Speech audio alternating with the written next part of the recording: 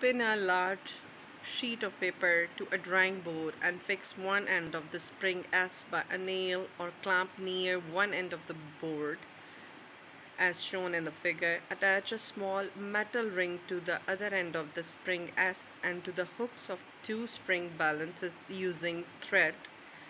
Attach another length of thread to the loops on the top ends of each of the spring balances and pull these threads in different directions.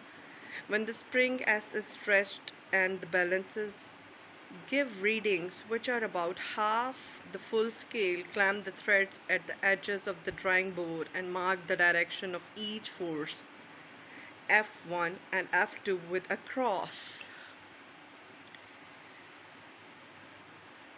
Draw round the outside or inside of the metal ring to mark its position precisely. Record the readings on the spring balances for F1 and F2. Now replace the two forces with a single force F3.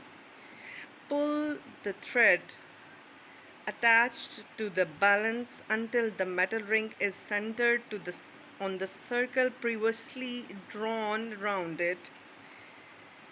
The spring has exactly the same extension as before. If the metal ring is pulled to exactly the same position, the single force F3 is equivalent in both magnitude and direction to the combined pulls of F1 and F2.